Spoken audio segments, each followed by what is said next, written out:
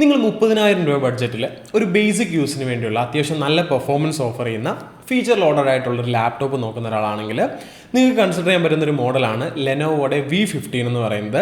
Ryzen 3 പ്രൊസറായിട്ട് വരുന്ന ഈ ഒരു ലാപ്ടോപ്പിന്റെ വേരിയന്റ് അറൌണ്ട് 28,000 രൂപയ്ക്ക് നമുക്ക് അവൈലബിൾ ആണ്. ഇനി നിങ്ങളുടെ AMD ഫാൻ അല്ല, അല്ലെങ്കിൽ നിങ്ങൾ AMD പ്രോസസ്സ് പ്രിഫർ ചെയ്യുന്നില്ല എന്നുണ്ടെങ്കിൽ 32,500 രൂപ കൊടുത്തു കഴിഞ്ഞാൽ നിങ്ങൾക്ക് Intel i3 12th gen processor വരുന്ന ഈ ഒരു സെയിം മോഡൽ അവൈലബിൾ ആണ്. സോ ഈ ഒരു ബഡ്ജറ്റിൽ, അതായത് 28,000 രൂപ ബഡ്ജറ്റിൽ നിങ്ങൾക്ക് കിട്ടാവുന്നതിൽ വെച്ച് ഏറ്റവും നല്ല സ്പെക്കുള്ള, ഏറ്റവും നല്ല ആ ഒരു ബഡ്ജറ്റിനുള്ളിൽ നിങ്ങൾ പോലും എക്സ്പെക്ട് ചെയ്യാത്ത കുറേ ഫീച്ചേഴ്സ് ഉള്ള ഒരു ലാപ്ടോപ്പ് തന്നെയാണ് ഈ പറയുന്ന ലെനോവോ V15 Gen 4 എന്ന് പറയുന്നത്. നിങ്ങൾക്കിപ്പം ഒരു നോർമൽ ഓഫീസ് യൂസ് അല്ലെങ്കിൽ ഒരു നോർമൽ സ്റ്റുഡൻറ്റിനുള്ള യൂസൊക്കെയാണ്, അല്ലെങ്കിൽ നിങ്ങൾക്ക് വീട്ടിൽ ഈ പറയുന്ന പോലെ ഇൻ്റർനെറ്റ് ബ്രൗസിങ്ങിനും യൂട്യൂബ്, നെറ്റ്ഫ്ലിക്സ് പോലുള്ള പ്ലാറ്റ്ഫോംസിൽ വീഡിയോ കൺസംഷൻ ഒക്കെ ആണെങ്കിൽ ഇതൊരു ബെസ്റ്റ് ബൈ തന്നെയാണ്. സോ നമുക്ക് ഈ ഒരു പ്രോഡക്റ്റിൻ്റെ കൂടുതൽ വിശേഷങ്ങൾ നോക്കാം. ആദ്യം തന്നെ ഇതിൻ്റെ ഒരു ഓവറോൾ ബിൽഡ് നോക്കിയിട്ട് നമുക്ക് കൂടുതൽ സ്പെസിഫിക്കേഷനിലേക്ക് പോകാം. കംപ്ലീറ്റ്ലി ഒരു പ്ലാസ്റ്റിക് ബിൽഡാണ് നമുക്ക് ഈ ഒരു ലാപ്ടോപ്പിൽ വരുന്നത്. പക്ഷേ കയ്യിൽ പിടിക്കുന്ന സമയത്ത് ഒരു ലൈറ്റർ ഫീൽ ഉണ്ട്. ഒരിക്കലും ഒരു ചീപ്പ് ലാപ്ടോപ്പ് കയ്യിൽ പിടിക്കുന്ന ഒരു ഫീൽ ഇല്ല. അറൌണ്ട് 1.6 കിലോ ആണ് ഈ ഒരു ലാപ്ടോപ്പിന്റെ വെയിറ്റ് വരുന്നത്. കാണാൻ വളരെ മിനിമലാണ്. മുകളിലായിട്ട് നമുക്ക് ലെനോവോയുടെ ഒരു ബാഡ്ജിങ്, ഒരു കോർണറിലായിട്ട് ലെനോവോയുടെ ചെറിയൊരു ബാഡ്ജിങ് മാത്രമേ കൊടുത്തിട്ടുള്ളൂ. പ്ലാസ്റ്റിക് ബിൽഡ് ആണെങ്കിൽ പോലും കാണാൻ ഒരു പ്രീമിയം ഫീൽ, ഒരു ഹയർ എൻഡ് ലാപ്ടോപ്പിന്റെ ഫീൽ ഓവറോൾ നമുക്ക് കിട്ടുന്നുണ്ട്. പോർട്ടുകളിലേക്ക് വരുമ്പോൾ ഒരു വശത്ത് നമുക്കൊരു USB Type A 3.2 Gen 1 port കിട്ടുന്നുണ്ട്. അതോടൊപ്പം തന്നെ ഒരു എതർനെറ്റ് പോർട്ടും ആ ഒരു സൈഡിൽ തന്നെ നമുക്ക് കാണാൻ സാധിക്കും. മറുവശത്തേക്ക് വരുമ്പോൾ നമുക്ക് ലാപ്ടോപ്പിന്റെ ആ ഒരു ചാർജ് ചെയ്യാനുള്ള DC സോക്കറ്റ് കാണാൻ പറ്റും. അതുപോലെ ഒരു USB 3.2 Gen 1 Type A port കൊടുത്തിട്ടുണ്ട്. ഒരു HDMI പോർട്ട് കാണാൻ സാധിക്കും. അതുപോലെ തന്നെ USB Type C പോർട്ട് ഉണ്ട്. ഇതും USB 3.2 Gen 1 പോർട്ടാണ്. പിന്നീട് നമുക്ക് ഹെഡ്ഫോണും മൈക്കും കണക്ട് ചെയ്യാൻ പറ്റുന്ന രീതിയിലൊരു കമ്പൈൻഡ് 3.5mm ജാക്കും വരുന്നുണ്ട്. ലാപ്ടോപ്പിന്റെ ബാക്ക് സൈഡിലോട്ട് വരുമ്പോൾ നമുക്ക് എല്ലാ പോർഷൻസിലും റബ്ബർ ഫീറ്റുകൾ കൊടുത്തേക്കുന്നത് കാണാൻ പറ്റും. സോ ഏതൊരു സർഫസിലും നിങ്ങൾക്ക് സ്റ്റഡി ആയിട്ട് വെച്ച് ഈ ഒരു ലാപ്ടോപ്പ് യൂസ് ചെയ്യാൻ പറ്റും. അതുപോലെ പ്ലെന്റി ഓഫ് എയർ വെൻസും ഈ ഒരു ലാപ്ടോപ്പിൽ, ഈ ഒരു സെഗ്മെന്റ് വെച്ച് നോക്കുമ്പോൾ ഒരുപാട് എയർ വെൻസ് കൊടുത്തിട്ടുണ്ട്. ഉള്ളിലെ ഹീറ്റ് സിങ്കുകളും നമുക്ക് ഇവിടെ നിന്ന് നോക്കുമ്പോൾ എവിഡന്റ് ആണ്. സോ ഒരു ബെറ്റർ ഹീറ്റ് മാനേജ്മെന്റ് ഓഫർ ചെയ്യുന്ന ഒരു ലാപ്ടോപ്പ്, ഒരു ബഡ്ജറ്റ് ലാപ്ടോപ്പ് തന്നെയാണ് ലെനോവോയുടെ V15 എന്ന് പറയുന്നത്. ലാപ്ടോപ്പിന്റെ സ്ക്രീൻ ഓപ്പൺ ചെയ്യുമ്പോൾ ആദ്യം തന്നെ നമ്മൾ ശ്രദ്ധിക്കുന്നതിന്റെ ബെസലാണ്. ബെസൽസ് അത്ര തിക്കർ അല്ല, പക്ഷെ ബഡ്ജറ്റ് വെച്ച് നോക്കുമ്പോൾ ഒരു തിന്നർ ബെസൽ എന്ന് നമുക്ക് പറയാൻ സാധിക്കും. അതുപോലെ ഈ ഒരു ലാപ്ടോപ്പിൽ നമുക്ക് വരുന്നത് ഒരു 15.6 ഇഞ്ചിന്റെ ഫുൾ HD TN പാനലിലുള്ള ഡിസ്പ്ലേ ആണ്. അത്യാവശ്യം നല്ല കളർ കോൺട്രാസ്റ്റ്, അതായത് ബ്രൈറ്റർ ആയിട്ടുള്ള കളേഴ്സ് ആണ് ഈ ഒരു ഡിസ്പ്ലേയിൽ നിന്ന് നമുക്ക് കിട്ടുന്നത്. യൂട്യൂബ്, നെറ്റ്ഫ്ലിക്സ്, പ്രൈം പോലെയുള്ള പ്ലാറ്റ്ഫോംസ് യൂസ് ചെയ്തിട്ട് വീഡിയോ സ്ട്രീം ചെയ്യാൻ വേണ്ടി പറ്റിയ ഒരു കിടിലൻ ഡിസ്പ്ലേ തന്നെയാണിത്.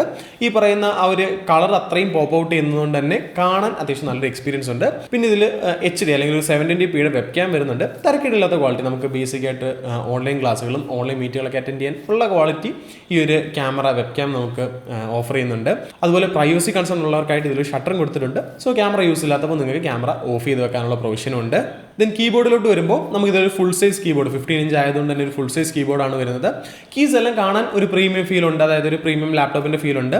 നമുക്ക് ക്ലിക്ക് ചെയ്യാനോ അല്ലെങ്കിൽ ടൈപ്പ് ഒക്കെ ചെയ്യാൻ വലിയ ബുദ്ധിമുട്ടൊന്നുമില്ല. ഒരു ചെറിയൊരു ഫീല് ലാക്ക് ചെയ്യുന്നുണ്ട്. എങ്കിലും പ്രൈസ് കാറ്റഗറി വെച്ച് നോക്കുമ്പോൾ അത്യാവശ്യം നല്ല ഫീൽ ഓഫർ ചെയ്യുന്ന ഒരു കീബോർഡ് തന്നെയാണ്. പിന്നെ ട്രാക്ക് പാഡിലേക്ക് വരുമ്പോൾ കുറച്ച് വലിയൊരു ട്രാക്ക് പാഡ് തന്നെയാണ്. ഇതിൽ നമുക്ക് ഇന്റഗ്രേറ്റഡ് ആയിട്ടാണ് സ്വിച്ചസ് വരുന്നത്. സ്വിച്ചസ് എവിടെയാണെന്ന് നമുക്ക് കറക്റ്റ് ഐഡന്റിഫൈ ചെയ്യാൻ പറ്റില്ല. സ്വിച്ചസിന്റെ ക്ലിക്ക് സൗണ്ട് കുറച്ച് മോശമാണ്, അല്ലെങ്കിൽ ആ ക്ലിക്കിംഗ് ഫീല് കുറച്ച് കുറവാണെങ്കിലും ബാക്കിയുള്ള സെൻസിറ്റിവിറ്റിയുടെ കാര്യത്തിലൊക്കെ ട്രാക്ക് പാഡ് ഓക്കെയാണ്. നമുക്ക് ഡെയിലി യൂസ് ചെയ്യാം. പിന്നെ ട്രാക്ക് പാഡ് ഫെമിലിയർ ഒരു സെപ്പറേറ്റ് മൗസ് മേടിച്ച് കഴിഞ്ഞാൽ ആ ഒരു പ്രശ്നം സോൾവ് ചെയ്യാൻ പറ്റും. സോ ഫിസിക്കലി ലാപ്ടോപ്പിന്റെ കാര്യങ്ങൾ പറയേണ്ട കാര്യങ്ങൾ ഇത്രയൊക്കെയാണ്. ഇനി മോസ്റ്റ് ഇമ്പോർട്ടൻ്റ് ആയിട്ട് ലാപ്ടോപ്പിന്റെ കീ ഫീച്ചേഴ്സ്, അല്ലെങ്കിൽ നമുക്ക് ലാപ്ടോപ്പിന്റെ സ്പെസിഫിക്കേഷൻസിലോട്ട് വരാം. ഈ ഒരു വേരിയന്റിൽ, അതായത് 28,000 രൂപ വരുന്ന വിവോ V15 നമുക്ക് Ryzen 3 7320U എന്ന് പറയുന്ന ഒരു APU ആണ് വരുന്നത്. ഇതൊരു 4 കോർ 8 ത്രെഡ് വരുന്ന ഹൈപ്പർ ത്രെഡിങ് ഓഫർ ചെയ്യുന്ന ഒരു APU ആണ്. APU എന്ന് പറയുമ്പോൾ ഇന്റഗ്രേറ്റഡ് ഗ്രാഫിക് കാർഡ് ആണ് ഇതിൽ വരുന്നത്. റേഡിയോന്റെ 610M എന്ന് പറയുന്ന ഒരു ബേസിക് ആയിട്ടുള്ള ഇന്റഗ്രേറ്റഡ് ഗ്രാഫിക്സ് ആണ് നമുക്ക് ഈ ഒരു CPU അല്ലെങ്കിൽ APU ഇന്റഗ്രേറ്റ് ചെയ്തേക്കുന്നത്. നമ്മുടെ കോമൺ യൂസിന് വേണ്ട ഗ്രാഫിക്കൽ പെർഫോമൻസ് ഒക്കെ ഇത് ഓഫർ ചെയ്യുന്നുള്ളൂ. ഒരിക്കലും ഗെയിമിങ്ങിന് ഞാനിത് പ്രിഫർ ചെയ്യുന്നില്ല. പിന്നെ ഇതിൽ ഗെയിമും ഈ പറഞ്ഞ വീഡിയോ എഡിറ്റിംഗ് ഒന്നും ചെയ്യാൻ പറ്റത്തില്ലെന്ന് ഞാൻ പറയുന്നില്ല. നിങ്ങൾക്ക് സെറ്റിംഗ്സ് ഒക്കെ കുറച്ചിട്ട് കഴിഞ്ഞാൽ നിങ്ങൾക്ക് ഇതിൽ ഗെയിം കളിക്കാം. പിന്നെ മൊബൈൽ പോലെയുള്ള അധികം ഹെവി അല്ലാത്ത ലൈറ്റർ ആയിട്ടുള്ള വീഡിയോ എഡിറ്റിംഗ് സോഫ്റ്റ്വെയർസ് യൂസ് ചെയ്തിട്ട് വീഡിയോ എഡിറ്റ് ചെയ്യാൻ പറ്റും.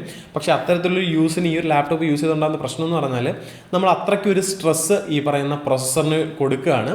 അപ്പോൾ അത്രയും സ്ട്രെസ് കൊടുക്കുന്ന സമയത്ത് എന്തായാലും ഈ ഒരു പ്രൊസസ്സർ അത്യാവശ്യം നല്ല രീതിയിൽ ഹീറ്റപ്പ് ആവും. ഹീറ്റ് അപ്പ് ചെയ്യാൻ നേരം എന്തോ ആയാലും നമുക്ക് ലോസസ് വരും. ഒരു ബഡ്ജറ്റ് ലാപ്ടോപ്പ് ആയതുകൊണ്ട് തന്നെ നമ്മൾ ഇത്രയും സ്ട്രെസ് ചെയ്ത് കഴിഞ്ഞാൽ ഇതിൻ്റെ ഹീറ്റ് മാനേജ്മെൻറ്റ് അല്ലെങ്കിൽ കൂളിംഗ് എഫിഷ്യൻസി എത്രത്തോളം ഉണ്ടെന്ന് നമുക്ക് പറയാൻ സാധിക്കില്ല. സോ എൻ്റെ റെക്കമെൻഡേഷൻ ഇത് നിങ്ങൾ എടുക്കുകയാണെന്നുണ്ടെങ്കിൽ ഈ പറയുന്ന ബേസിക് യൂസിന് വേണ്ടി മാത്രം യൂസ് ചെയ്യാം.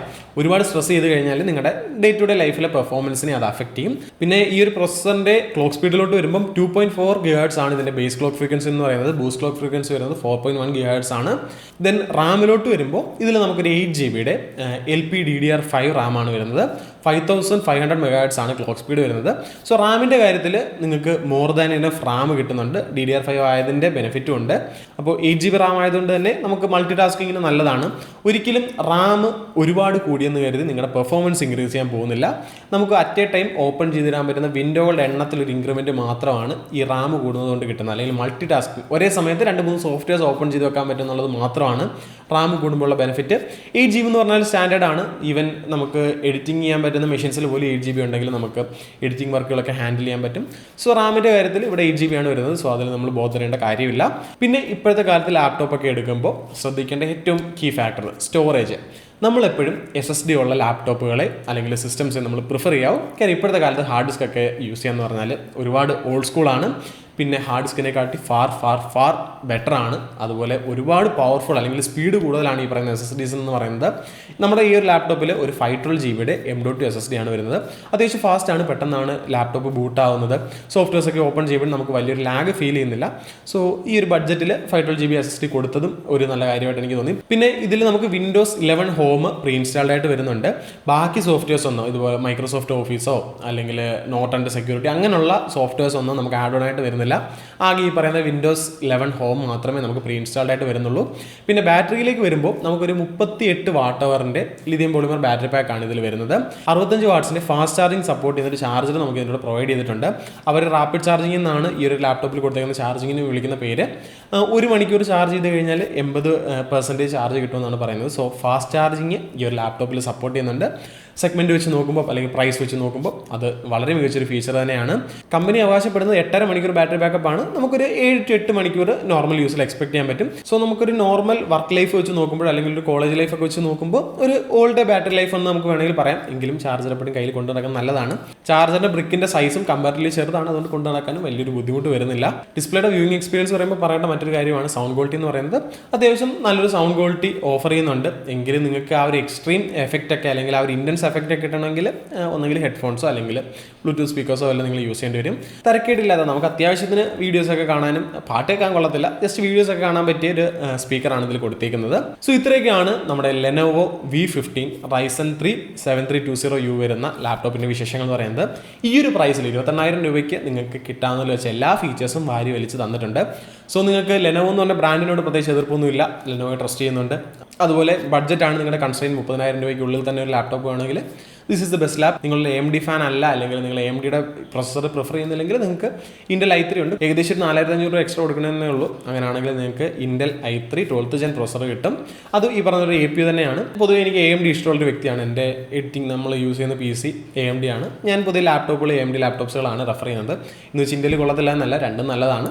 അപ്പോൾ നിങ്ങൾക്ക് AMDയുടെ എതിർപ്പൊന്നുമില്ലെങ്കിൽ ഈ ഒരു മോഡൽ തന്നെ ഈ ഒരു പ്രൈസിലെടുക്കാം. ഒരു ബെസ്റ്റ് ബൈ തന്നെയാണ്. സെയിലിൻ്റെ സമയത്തൊക്കെ വാങ്ങിച്ചു കഴിഞ്ഞാൽ ഈ പറയുന്ന 27,500 28,000 രൂപയ്ക്ക് അകത്ത് തന്നെ കിട്ടും. സോ നമ്മൾ ഈ വീഡിയോയുടെ ജസ്റ്റ് വൈൻഡപ്പ് ചെയ്യാണ്. വീഡിയോ തീർച്ചയായിട്ടും നിങ്ങൾക്ക് ഹെൽപ്ഫുള്ളായി ഇഷ്ടപ്പെടുന്നു വിശ്വസിക്കുന്നു. വീഡിയോ ഇഷ്ടപ്പെട്ടാൽ ഡെഫിനറ്റ്ലി വീഡിയോ ലൈക്ക് ചെയ്യുക. നിങ്ങൾ മാക്സിമം ഫ്രണ്ട്സായിട്ട് വീഡിയോ ഷെയർ ചെയ്യുക. അതുപോലെ നമ്മുടെ ചാനൽ ഇതുവരെ സബ്സ്ക്രൈബ് ചെയ്താലും ചാനൽ സബ്സ്ക്രൈബ് ചെയ്യുക. സോ മറ്റു വീഡിയോ നമുക്ക് അടുത്ത ദിവസം കാണാം. അതുവരെ